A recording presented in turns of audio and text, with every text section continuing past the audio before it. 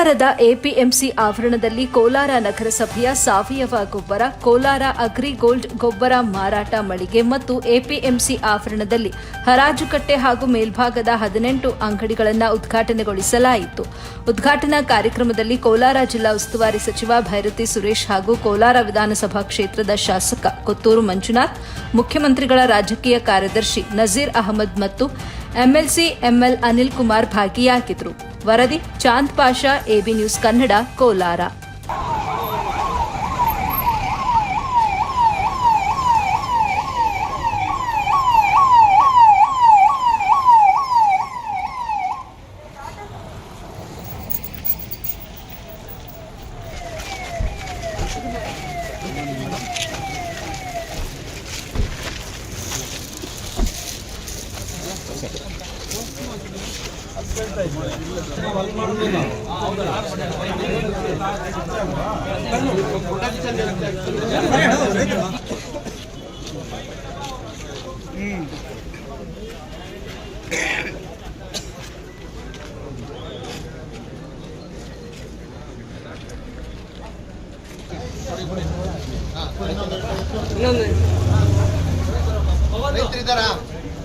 Sir ಹಂಗೆ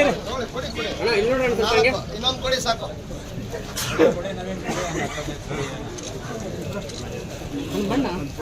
ಯಾರ ಬರ್ರಪ್ಪ, ರೈತರು ಮುಂದೆ ಬರ್ರಪ್ಪ, ತಗೊಳ ಬರ್ರಪ್ಪ.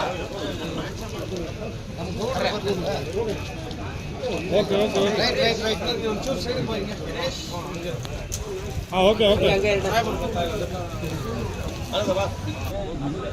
ಸಂಬಂಧಪಟ್ಟಾಗ ರಿಟರ್ನ್ ಅನ್ನು ನಾವು ತಗೊಳ್ತೀವಿ ಅಂತ ಹೇಳಿದ್ದಾರೆ. ಆ ಬೇಸಿಸ್ ಮೇಲೆ ಈಗ ಮಾರ್ಕೆಟ್ ರೈತರು ಇಂದಿರಾ ಕ್ಯಾಂಟೀನ್ಗೆ ಸಾವಯವ ಅದರಂತೆ ಎಲ್ಲ ಮಳಿಗೆಗೂ ನೀವೇನು ರೈತರಿಗೆ ನೋಡ್ರೆ ಅದು ಕರೆಕ್ಟಾಗಿ ನಮ್ಮ ರೈತರ ಐಡಿಯಾ ಇದೆ. ಆ ಜಾಗ ಕೊಟ್ಟ ಮೇಲೆ ಒಂದು ಅಮೌಂಟ್ ಅಲ್ಲಿ ಶಿಫ್ಟ್ ಮಾಡಿ ಇಲ್ಲಿ ತರಕಾರಿ ಹಣ್ಣು ಕೆಲಸ ಮಾಡಿ ಕೋಲಾರ ಜಿಲ್ಲೆಗೆ